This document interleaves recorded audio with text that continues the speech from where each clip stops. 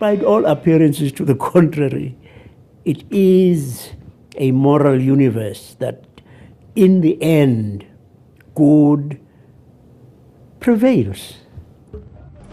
You couldn't go wherever you wished. You couldn't attend any school you wanted. You couldn't live wherever you chose to live. And you couldn't vote. Can you imagine that? Because you did not have the vote, you did not have political power, they didn't need to consult you. If you got injured and you're a black person and the ambulance came along and it was an ambulance for white people, it couldn't take you. Even if it was quite critical that you should get to the hospital quickly, you could not be taken in that ambulance because it was reserved for white people. A vicious system that trod on the human dignity of others, treating them as if they were rubbish. Desmond Tutu was severely against the apartheid. He used his position in the church to gain support for peaceful protests against the government and its white supremacy policies for over 30 years. The system tries all it can to destroy us. It won't succeed. God is on our side. During this time, Tutu supported an economic boycott of his country, also called disinvestment, which is designed to pressure the government into abolishing its policy of apartheid. His effort led to the end of this outward policy based on discrimination. In 1994, blacks were able to vote in South Africa. I think ultimately you want a leader who is also a servant. We examined Desmond Tutu's leadership in the perspective of servant leadership.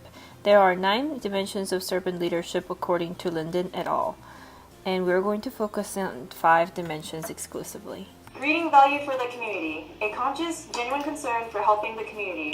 Archbishop Desmond Tutu had created the Desmond Tutu HIV Foundation, and this provided a health-conscious value to the community. Emotional healing, the act of showing sensitivity to others' personal concerns.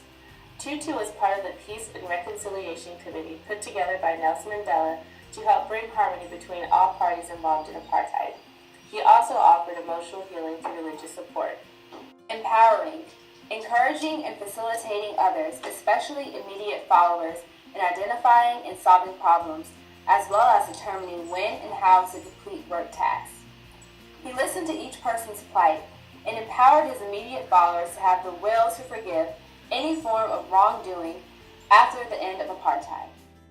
Relationships, the act of making a genuine effort to know, understand, and support others in the organization, with an emphasis on building long-term relationships with immediate followers. Tutu was good friends with Nelson Mandela. He remained close to him and the affected members of the community.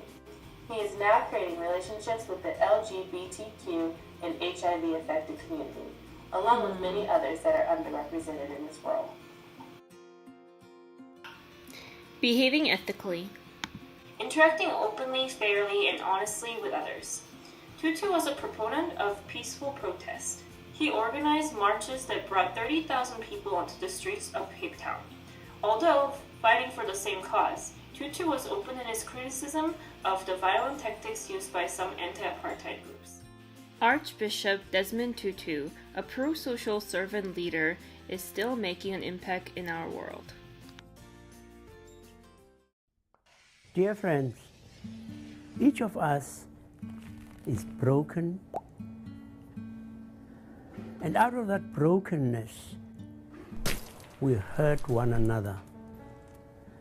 Forgiveness is the journey we take toward healing ourselves and our world. You may be thinking, I could never forgive, or I could never be forgiven.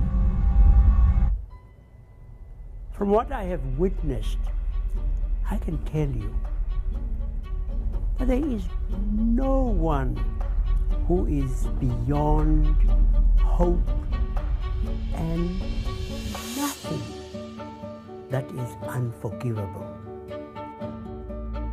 I know forgiveness will change your life and change our world.